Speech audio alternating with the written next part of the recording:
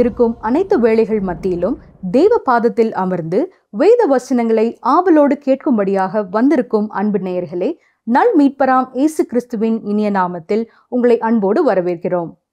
வேத தியான நிகழ்ச்சிகளை கேட்பதன் மூலம் உங்கள் ஆவிக்குரிய வாழ்க்கையில் ஒரு மாற்றம் நிகழ்ந்திருக்கும் என்று கர்த்தருக்குள் நம்புகிறோம். கேட்பவர்களாய் மாத்திரம் அல்ல, அதை நம் வாழ்வில் கடைபிடிக்கிறவர்களாகவும் இருக்க தேவன் நமக்கு கிருபை செய்வாராக. வாருங்கள் நிகழ்ச்சிக்குள்ளாக கடந்து செல்வோம்.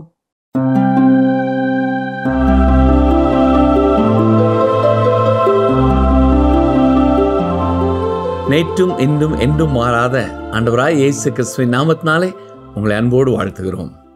கடந்த நிகழ்ச்சியில் நாம் 2 தீமோத்தேயு முதல் அதிகாரத்தை கற்று முடித்தோம். இன்று 2ஆம் அதிகாரத்திலே சில வசனங்களை நாம் கற்றுக்கொள்வோம். 2 தீமோத்தேயு 2ஆம் அதிகாரம் மகிழ்ச்சிகரமான ஒன்று.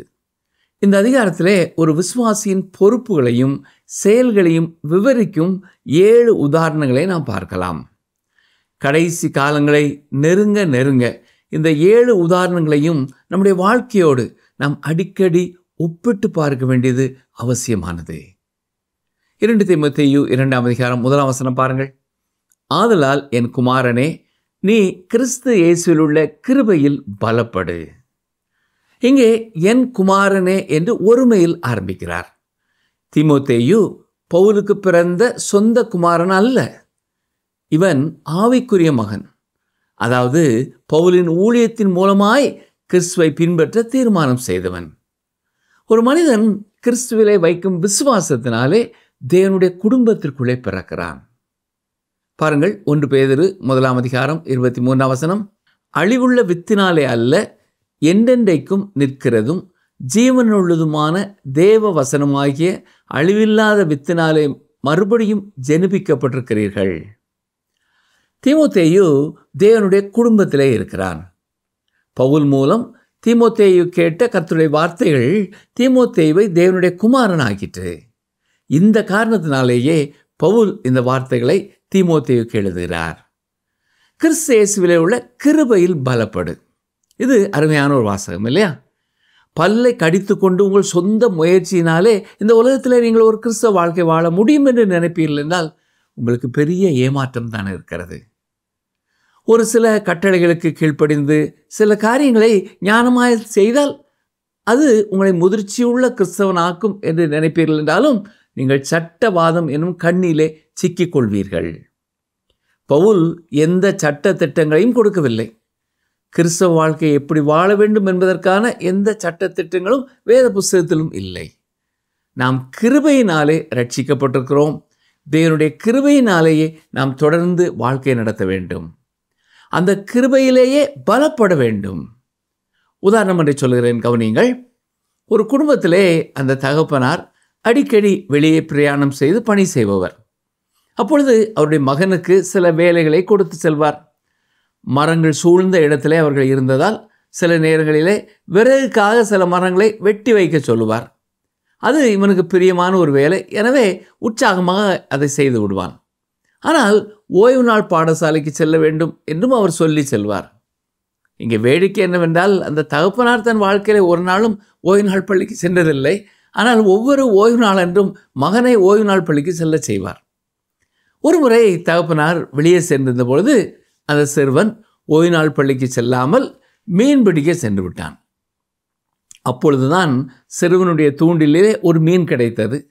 அதை வெளியே எடுத்து கொண்டிருந்த பொழுது அவனுடைய அப்பா பின்னாலே வந்து நின்றார். என்ன ராஜா, உனக்கு யோகம் அடித்து விட்டது போல என்று கேட்டார். அந்த வினாடியில் உண்மையிலே சிறுவன் பயந்து போனான். அப்பா, என்னை மன்னித்து கொள்ளுங்கள். நீங்கள் சொன்னது போல நான் ஓய்வு நாள் பள்ளிக்கு செல்லாமல் மீன் பிடிக்க வந்துவிட்டேன் என்று மன்னிப்பு கேட்டான். தனது கிருபையினாலே தகப்பனார் அவனிடத்திலே கோபப்படவில்லை. உனக்கும் உன் தங்கைக்கும் நான் கொஞ்சம் இனிப்பு வாங்கி வந்தேன். நீ மீன் பிடிக்க சென்று விட்டதால் அதை உனக்கு கொடுக்கக்கூடாது என்று தான் நான் நினைத்தேன். ஆனால் இப்பொழுது நான் உனக்கு கொடுக்கலாம் என்று நினைக்கிறேன் என்று கூறினார். அவருடைய அந்த நல்ல குணத்தை சிறுவன் பயன்படுத்தி கொண்டான். ஏனென்றால் அவன் அவருடைய மகன். அந்த மகன் 14 வயதாய் இருக்கும் பொழுது அப்பா மரித்து விட்டார். ஆனால் இப்பொழுதும் சிறுவன் வளர்ந்து பெரியவனான பின்னும் அவன் சொல்வது என்ன? எனக்கு ஒரு பரம தகப்பன் இருக்கிறார். அவருடைய கிருபைக்காக எப்பொழுதுமே நான் கெஞ்சுவேன். என் வாழ்க்கையிலே ஒரு தவறு நடந்து விட்டதென்றாலும் உடனடியாக அவரிடத்தில் போய் நான் மன்னிப்பு கேட்பேன். நான் தோல்வி காணும் பொழுது அவரை விட்டு நான் தூரமாய் போவதில்லை. நான் தூரமாய் போனால் அவர் சாட்டையினால் அடிக்கும் பொழுது சாட்டையின் கடைசி பகுதி தான் என் மேல் படும். அப்பொழுது அது எனக்கு மிக அதிகமாய் வலிக்கும் என்றான். ஆனால் அவர் என் பக்கத்தில் இருக்கும் பொழுது அல்லது நான் அவர் பக்கத்தில் இருக்கும் பொழுது எனக்கு அதிகமாய் வலிக்காது. நான் என்னுடைய பரம தகப்பனுக்கு மகன். இது எத்தனை அருமையான ஒரு உண்மை இல்லையா? சில கிறிஸ்தவர்கள் நான் அதை செய்வதில்லை, நான் இதை செய்வதில்லை, நான் சில சட்டத்திட்டங்களுக்கு கீழ்ப்படிந்து நடக்கிறேன் என்று சொல்வார்கள். அப்படி என்றால் அவர்கள் கிருபையை குறித்து மிக குறைவாகவே அறிந்திருக்கிறார்கள் என்பதுதான் தெளிவாகிறது. அவர்கள் தங்கள் சொந்த பலத்தினாலே கிறிஸ்தவ வாழ்க்கை வாழ முயற்சி எடுக்கிறார்கள். ஆனால் பவுல் என்ன சொல்கிறார்? நீ கிறிஸ்து இயேசுவில் உள்ள கிருபையிலே பலப்படு என்று கூறியிருக்கிறார். சரி, 2 தீமோத்தேயு 2ஆம் அதிகாரம் 2ஆம் வசனத்தை பாருங்கள். அநேக சாட்சிகளுக்கு முன்பாக நீ என்னிடத்தில் கேட்டவைகளை மற்றவர்களுக்கு போதிக்கத்தக்க உண்மை உள்ள மனுஷர்களிடத்தில் ஒப்புவி. பவுல் எதிர்காலத்தை குறித்து மிகவும் அக்கறை உள்ளவராய் இருக்கிறார். ஊழியத்தில் இருக்கும் பலர் தங்கள் ஊழியத்தின் இறுதி காலத்தில் இருக்கும் பொழுது சிந்திக்கும் ஒரு காரியம் இது. தொடர்ந்து வரும் மக்களுக்கு உண்மையாய வசனத்தை யார் போதிப்பார்கள்? சில வேளைகளிலே ஊழியத்தில் இருக்கும் சிலர் தங்களை எலியாவைப் போல நினைத்து கொண்டு, ஐயோ ஆண்டவரே, நான் ஒருவனே இவ்வளோ கஷ்டப்பட்டு வேலை செய்கிறேன் என்று சொல்லலாம். ஆனால் எலியாவின் காலத்தைப் போலவே இப்பொழுதும் அது உண்மையாய் இல்லை. ஏனென்றால் தேவன் ஆங்காங்கே வசனங்களை சிறப்பாய் போதிக்க முடியாத இளைஞர்களை எழுப்பிக்கொண்டே இருக்கிறார். ஆனாலும் இங்கே முக்கியமாக நாம் கவனிக்க வேண்டிய ஒரு காரியம் என்னவென்றால், பவுல் தீமோத்தேயுவுக்கு சொல்லும் காரியம், அவன் பவுலினிடத்திலே கேட்டு கற்றுக்கொண்டவைகளை மற்றவர்களுக்கு போதிக்கத்தக்க உண்மை உள்ள மனுஷர்களிடத்திலே ஒப்புவி என்கிறார்.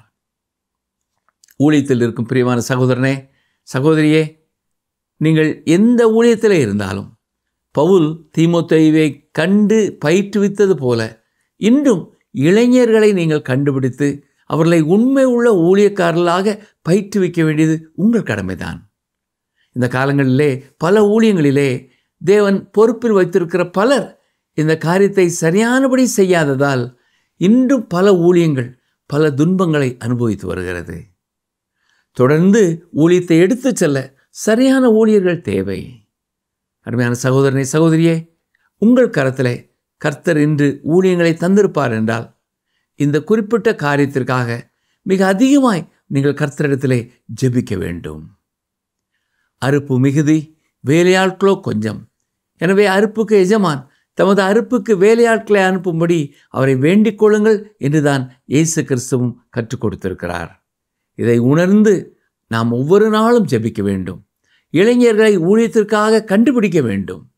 இந்த கண்களோடு நாம் இருக்கும் பொழுது சரியான ஊழியர்களை, கர்த்தருடைய பிள்ளைகளை பணிக்கென்று நாம் தெரிந்து கொள்ள முடியும். கர்த்தருடைய பிள்ளைகளாக நம் பரம தகப்பனின் பணியை குறித்து நாம் அக்கறை உள்ளவர்களாக இருக்க வேண்டும். இயேசு தேவாலயத்திலே அன்று சிறுவனாய் இருந்தாலும் என்ன சொன்னார்? நினைவிருக்கிறதா? என் பிதாவுக்கு அடுத்தவைகளில் நான் இருக்க வேண்டியது என்று அறியீர்களா என்று தான் கூறினார். இயேசு கிறிஸ்துவின் மேலே வைத்த விசுவாசத்தினாலே நாமும் பிதாவின் குமாரர்களும் குமாரத்திகளுமாய் இருக்கிறோம். யோவான் 1ஆம் அதிகாரம் 12ஆம் வசனத்தில் என்ன வாசிக்கிறோம்? அவருடைய நாமத்தின் மேல் விசுவாசம் உள்ளவர்களாய் அவரை ஏற்றுக்கொண்டவர்கள் எத்தனை பேர்களோ அத்தனை பேர்களும் தேவனுடைய பிள்ளைகளாகும்படி அவர்களுக்கு அதிகாரம் கொடுத்தார். ஆம், எனவே கர்த்தருடைய பிள்ளைகளாக அவருடைய வேலையை குறித்தும் நாம் கருத்துள்ளவர்களாய் இருக்க வேண்டும். நீங்கள் கர்த்தருடைய பிள்ளைகள் என்ற நிச்சயம் உள்ளவர்களாய் இருப்பீர்கள் என்றால் அவருடைய வசனத்தை மற்றவர்களை அறிந்து கொள்ள நீங்கள் என்ன செய்து கொண்டிருக்கிறீர்கள்? நாம் அறிந்து கொள்ள வேண்டிய ஒரு முக்கியமான காரியம், அவருடைய பணியிலே ஈடுபடுவதற்கும் அவருடைய கிருபை நமக்கு தேவை. நம்முடைய வாழ்க்கையின் மற்ற பகுதிகளிலே எப்படி அவருடைய கிருபை நமக்கு தேவையோ அதுபோலவே கர்த்தருடைய பணியை செய்வதற்கும் அவருடைய கிருபை நமக்கு தேவை. ஒருவேளை உங்களை குறித்து நீங்கள் ஏமாற்றம் அடைந்திருக்கலாம். அப்படி என்றால் உங்களை நீங்கள் அதிகமாய் நம்பியிருந்திருக்கிறீர்கள். நீங்கள் அப்படி இருக்கக்கூடாது. தேவனுடைய கிருபையிலே நடக்க வேண்டும். நாம் தரிசித்து அல்ல, விசுவாசித்து தான் நடக்கிறோம். இன்று நீங்கள் ஒருவேளை சோர்ந்து போயிருக்கிறீர்களா? அப்படி என்றால் கர்த்தருடைய ஆசீர்வாதத்திற்கான வழியாகிய கர்த்தருடைய வார்த்தையை நீங்கள் நம்பவில்லை. கர்த்தருடைய பணியையும் உங்கள் வழியிலேயே நீங்கள் செய்து முடிக்கலாம் என்று எண்ணிக்கொண்டிருக்கிறீர்கள். எனவே தான் இப்பொழுது சோர்ந்து போய்விட்டீர்கள். ஒருவேளை எதிர்காலத்தில் நான் சிறப்பாக செய்வேன் என்று நம்புகிறேன் என்று சொல்லிக் கொண்டிருக்கிறீர்களா? பழைய மனுஷனாகிய உங்கள் வாழ்க்கையிலே நன்மையான காரியத்தை நீங்கள் எதிர்பார்க்கிறீர்களா? தைரியமாயிருங்கள், கர்த்தருடைய கிருபையிலே பலப்படுங்கள். சரி, 2 தீமோத்தேயு 2ஆம் அதிகாரம் 3, 4 வசனங்களை பார்ப்போம். நீயும் இயேசு கிறிஸ்துவுக்குள் நல்ல போர் சேவகனாய் தீங்கு அனுபவி. தண்டில் சேவகம் பண்ணுகிற எவனும் தன்னை சேவகம் எழுதி கொண்டவனுக்கு ஏற்றவனாயிருக்கும்படி பிழைப்பு கடுத்த அலுவல்களில் சிக்கிக் கொள்ள மாட்டான்.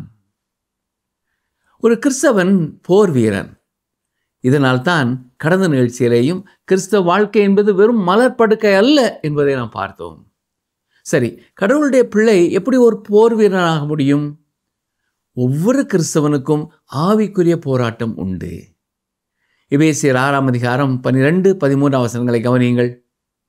ஏனெனில் மாம்சத்தோடும் இரத்தத்தோடும் அல்ல, துரைத்தனங்களோடும் அதிகாரங்களோடும் இப்பிரபஞ்சத்தின் அந்தகார லோகாதிபதிகளோடும் வான மண்டலத்தில் உள்ள பொல்லாத ஆவிகளின் சேனைகளோடும் நமக்கு போராட்டம் உண்டு. ஆகையால் தீங்கு நாளிலே அவைகளை நீங்கள் எதிர்க்கவும் சகலத்தையும் செய்து முடித்தவர்களாய் நிற்கவும் திராணி உள்ளவர்களாகும்படிக்கு தேவனுடைய சர்வாயுத வர்க்கத்தையும் எடுத்துக்கொள்ளுங்கள். கவனித்தீர்களா? நமக்கு போராட்டங்கள் உலகத்திலிருந்து வருபவை அல்ல. பிசாசோடும் அவனுடைய பணியாளர்களோடும் நாம் போராட வேண்டியது இருக்கிறது. மேலும் தொடர்ந்து வருகிற வசனங்களிலே எந்தெந்த காரியங்களிலே வரும் சோதனைகளை ஜெயிக்க எந்தெந்த ஆயுதங்களை எடுத்துக்கொள்ள வேண்டும் என்றும் பவுல் கூறியிருக்கிறார்.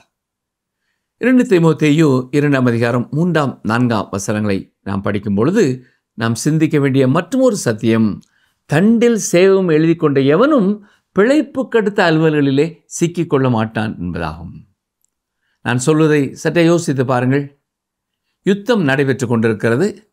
அங்கே இருக்கும் ஒரு போர் வீரன் தன் மேல் அதிகாரியிடத்தில் வந்து, ஐயா, என்னை மன்னித்துக் கொள்ளுங்கள், நான் கொஞ்சம் அவசரமாய் சென்று பட்டணத்தில் என்னுடைய வியாபாரம் தொடர்பாக சில காரியங்களை கவனிக்க வேண்டும், பின் திருமணத்திற்காக ஒரு பெண்ணை நான் பார்க்க வேண்டும், எனவே இந்த இரவு நான் யுத்தத்திலே கலந்து கொள்ள முடியாது என்று சொல்வான் என்றால் எப்படி இருக்கும்? இன்று பல கிறிஸ்தவர்கள் இப்படித்தான் யுத்தத்திலே பங்கு பெற முயற்சி எடுக்கிறார்கள். ஒரு போர் வீரன் தன்னை படைக்கு அமர்த்திய அதிகாரியை பிரியப்படுத்துகிறவனாக இருக்க முயற்சி எடுப்பான். அதுபோல ஒரு விசுவாசியும் எதற்கு வாழ்க்கையில் முக்கியத்துவம் கொடுக்க வேண்டும் என்பதை குறித்து தெளிவாய் தீர்மானிக்க வேண்டும்.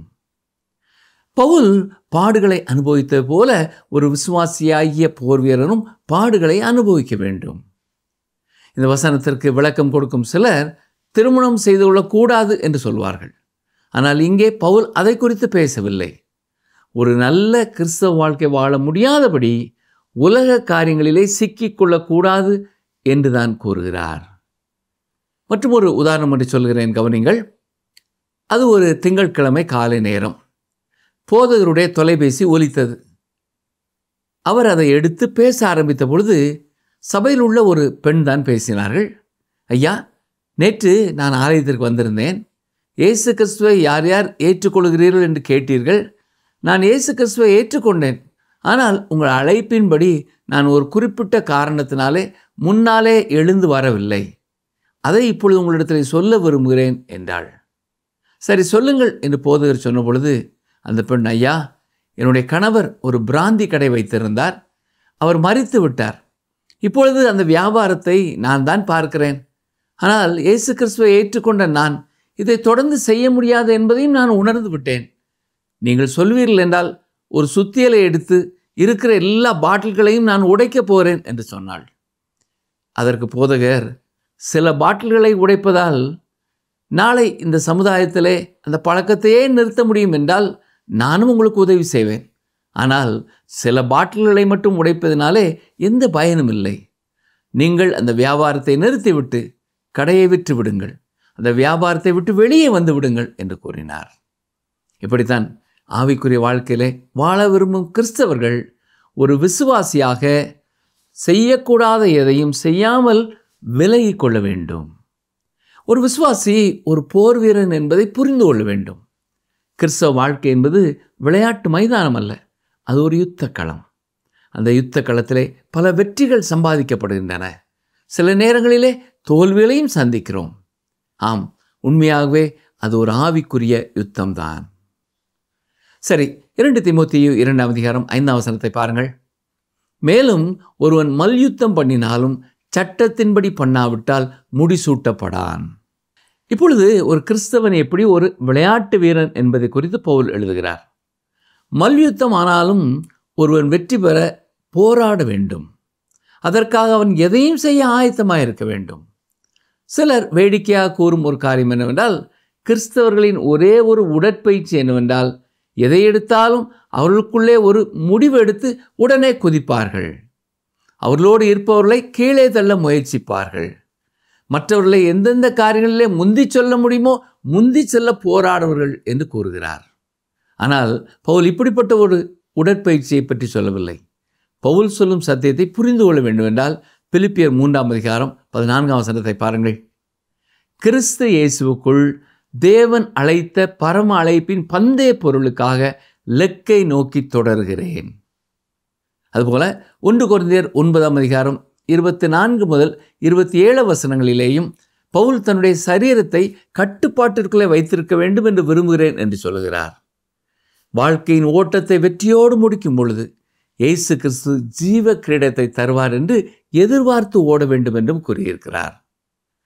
மேலும் மத்தேயு 25:21 நாம் வாசிப்பது போல, நல்லது உத்தமமும் உண்மையும் உள்ள ஊழியக்காரனே, கொஞ்சத்திலே உண்மையாயிருந்தாய், அநேகத்தின் மேல் உன்னை அதிகாரியாக வைப்பேன், உன் எஜமானுடைய சந்தோஷத்திற்குள் பிரவேசி என்று நம்மை பார்த்தும் கூற வேண்டும். கர்த்தருடைய பிள்ளை ஓட்டத்திலே வெற்றி பெறும்படியாய் தொடர்ந்து முயற்சித்து ஓடிக்கொண்டே இருப்பான். விசுவாசிகள் ஒவ்வொருவரும் இதை உணர்ந்து கொள்ள வேண்டும். மேலும் அவன் சட்டத்தின்படி முயற்சிக்க வேண்டும். எந்த விளையாட்டானாலும் சரி, சில விதிமுறைகள் இருக்கின்றன. கிறிஸ்தவ வாழ்க்கை வாழ்வதற்கும் எந்த குறுக்கு வழிகளும் இல்லை. வேதத்திலே சொல்லப்பட்டிருக்கிற அல்லது உங்கள் திருச்சபை சொல்கிற ஒரு சில சட்டத்திட்டங்களுக்கு மட்டும் நீங்கள் கீழ்ப்படிந்து நடந்தால் போதும் என்பது அல்ல.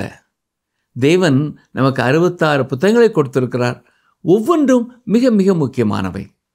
அவை அனைத்து கர்த்தருடைய சித்தத்தையும் நமக்கு வெளிப்படுத்துகிறது.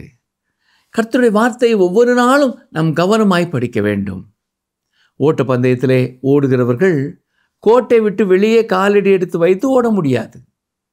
ஒரு குழுவிலே வயலின் வாசிப்பவர் அவருக்கு கொடுக்கப்பட்டிருக்கிற எழுத்துப்படி வயலினை வாசிக்க வேண்டும். ஒரு கிறிஸ்தவனும் வெற்றி பெற வேண்டும் என்றால் எந்த குறுக்கு வழியும் எடுக்காமல் சரியாய் தொடர்ந்து போராட வேண்டும். இன்று கேட்ட சத்தியங்களை ஒரு முறை கூட நாம் நினைவுபடுத்திக் கொள்வோமா? இன்று நாம் 2 தீமோத்தேயு 2ஆம் அதிகாரத்திலிருந்து சில வசனங்களை கற்றுக்கொண்டோம். இந்த பகுதியிலே விசுவாசின் பொறுப்பை குறித்தும் அவனுடைய செயலை குறித்தும் பவுல் கற்றுக் கொடுக்கிறார். தேவனிடத்திலே பெற்ற கிருபையை அலட்சியமாய் எண்ணாமல் அந்த கிருபையினாலே அவன் நாளுக்கு நாள் பலப்பட வேண்டும். ஏனென்றால் கர்த்தருடைய வசனம் நம் உள்ளத்திலே வந்த பொழுது, நாம் அதை விசுவாசித்து கீழ்ப்படிந்த பொழுது, நாம் எப்படி ரட்சிப்பை பெற்றுக்கொண்டோமோ அதுபோல கர்த்தருடைய வசனத்தை வாசிப்பதிலும் தியானிப்பதிலும் கருத்துள்ளவர்களாக இருந்து மேலும் மேலும் கிருபையிலே நாம் பலப்பட வேண்டும். எந்த மனிதனும் தன் சொந்த பலத்தினாலே தன் சொந்த முயற்சியினாலே ஒரு கிறிஸ்தவனாய் வாழ முடியாது. பரிசுத்த ஆவியானவரின் பலத்தை, கிருபையை ஒவ்வொரு நாளும் சார்ந்து கொண்டு வாழும் பொழுது அவன் ஒரு கிறிஸ்தவனாய் வாழ முடியும் என்பதை கற்றுக்கொண்டோம். அது மட்டுமல்ல, ஒரு விசுவாசியாக, ஒரு நல்ல ஊழியக்காரனாக நாம் கற்றுக்கொண்டவைகளை தொடர்ந்து மற்றவர்களுக்கு கற்றுக் கொடுக்க வேண்டும். அது மட்டுமல்ல, நமது காலத்திற்கு பின்னரும் தொடர்ந்து கர்த்தருடைய வசனத்தை மற்றவர்களுக்கு கொடுக்கக்கூடிய இளைஞர்களை கண்டறிந்து அவர்களை சரியான முறையிலே பயிற்றுவித்து கர்த்தருடைய ஊழியத்திற்கு அவர்களை ஆயத்தப்படுத்த வேண்டும். பிரியமான சகோதரனே, சகோதரியே, இன்றைக்கும் எல்லா இடங்களிலேயும் ஊழியத்திற்கு ஆட்கள் தேவை. ஆத்தும பாரமும் முழு அர்ப்பணிப்பும் உள்ள வாலிபர்களை தேவன் எழுப்பி கொடுக்கும்படியாய் கருத்துள்ளவர்களாய் இருப்பீர்களா? நீங்கள் கர்த்தருடைய பணியை செய்து கொண்டிருப்பீர்கள் என்றால் ஊழியங்களோடு தொடர்பில்லாத மற்ற காரியங்களிலே உங்களை அர்ப்பணித்து கொள்ளாமல், பிழைப்புக்கு அடுத்த அலுவல்களிலே சிக்கிக் கொள்ளாமல் கவனமாயிருக்க தீர்மானம் செய்யுங்கள். ஏனென்றால் நம்மை ஊழியத்தை விட்டு விலகச் செய்ய பிசாசானவன் தொடர்ந்து முயற்சித்து கொண்டே இருப்பான். எனவே கர்த்தருடைய கிருபையை நம்பி அவரை சார்ந்து கொண்டு அவரோடு கூட நம்முடைய ஊழியத்தை தொடர கர்த்தர் நமக்கு கிருபை செய்வாராக. ஜெபம் செய்வோம். எங்களை நேசிக்கிறீங்கள் அன்பின் ஆண்டவரே, இந்த நாளிலேயும் நாங்கள் கற்றுக்கொண்ட உம்முடைய வசனங்களுக்காக உமக்கு நன்றி செலுத்துகிறோம். அப்போஸ்தலனாகிய பவுல் தீமோத்தேயுவை சொந்த குமாரனாக ஊழியத்துக்கு பயிற்றுவித்தது போல ஊழியத்தில் இருக்கிற ஒவ்வொருவரும் வரும் காலங்களிலே தொடர்ந்து கர்த்தருடைய ஊழியத்தை செய்ய இளைஞர்களை கண்டுபிடிக்க வேண்டும் என்ற ஆத்ம பாரத்தோடு செயல்பட உதவி செய்யும். அதற்காக பாரப்பட்டு ஜெபித்து கொண்டு திறந்த கண்களோடு திறந்த காதுகளோடு செல்லுகிற ஊழியக்காரர்களுக்கு இளம் வாலிபர்களை கர்த்தர் அறிமுகப்படுத்த வேண்டும் என்று சொல்லி நாங்கள் ஜெபிக்கிறோம். ஆண்டவரே, எங்கள் சொந்த வாழ்க்கையானாலும் சரி, ஊழியமானாலும் சரி, என்னுடைய சொந்த பலத்தினாலே செய்ய முடியாது என்பதை உணர்ந்தவர்களாய் உங்களுடைய சமூகத்திலே வருகிறோம். எங்களுடைய வாழ்க்கைக்கும் ஊழியத்திற்கும் ஒவ்வொரு நாளும் உங்களுடைய கிருபையை தாரும். உங்களுடைய வசனங்களை வாசிப்பதனாலே, உம்மோடு ஐக்கியப்படுவதனாலே, உங்களுடைய கிருபையிலே அதிகமாய் நாங்கள் பலப்பட நீரே எங்களுக்கு துணை செய்ய வேண்டும் என்று சொல்லி நாங்கள் ஜெபிக்கிறோம். ஆண்டவரே, ஊழியக்காரர்களாய் இதை கேட்டுக்கொண்டிருக்கிற யாருடைய வாழ்க்கையிலேயும் அவர்கள் பிழைப்புக்கு அடுத்த அலுவல்களிலே சிக்கிக்கொள்ளாதபடி கவனமாய் கர்த்தருடைய ஊழியத்தை மட்டுமே தொடர்ந்து செய்ய நீர் உதவி செய்ய வேண்டும் என்று சொல்லி நாங்கள் ஜெபிக்கிறோம். ஒவ்வொரு விசுவாசிகளும் விசுவாச வாழ்க்கையிலே போராட வேண்டும் என்பதை உணர்ந்தவர்களாய், பிசாசிற்கு எதிர்த்து நிற்க திராணி உள்ளவர்களாய் வாழ நேரே அருள் புரிய வேண்டும் என்று சொல்லி நாங்கள் ஜெபிக்கிறோம். கர்த்தர் எங்கள் ஜெபத்தை கேட்டதற்காக ஸ்தோத்திரம். என்னோடு ஜெபித்த ஒவ்வொருடைய வாழ்க்கையிலையும் இந்த கிருபைகளை கர்த்தர் தொடர்ந்து தருவீராக. இயேசு கிறிஸ்துவின் நாமத்தினாலே மனத்தாழ்மையோடு வேண்டிக் கொள்கிறோம் பிதாவே, ஆமேன். நிகழ்ச்சியை கேட்ட அருமையான சகோதரனை சகோதரியே, இந்த வார்த்தைகளை உங்களுடைய இருதயத்தின் ஆழத்திலே பதித்து இதன்படி வாழ உங்களுக்கு பரிசுத்த ஆவியானவர் தாமே அவருடைய பலனை கொடுப்பாராக. ஆமேன்.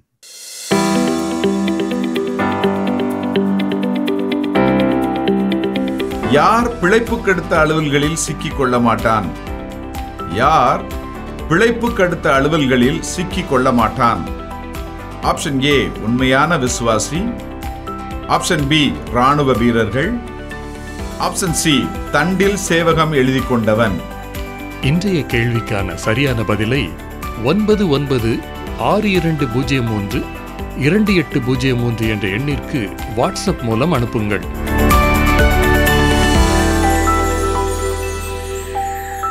இன்றைய நாளின் நிகழ்ச்சி உங்கள் ஆவிக்குரிய வாழ்க்கைக்கு பிரயோஜனமாக இருந்திருக்கும் என்று நம்புகிறோம்.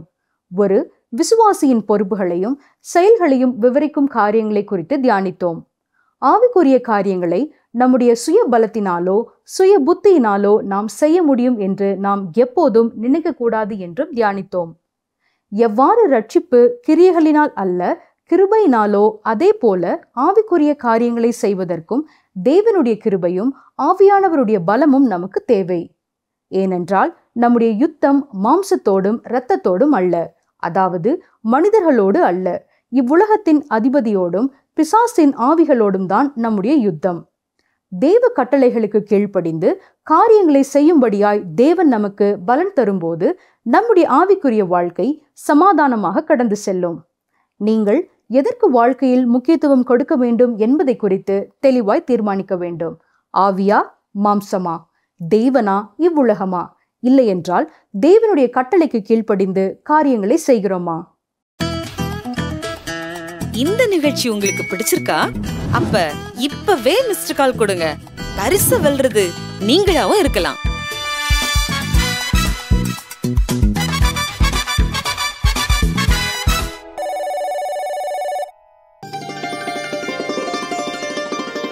நிச்சயமாக நான் உன்னை ஆசீர்வதிக்கவே ஆசீர்வதித்து உன்னை பெருகவே பெருகப் பண்ணுவேன். எபிரெயர் 6:14.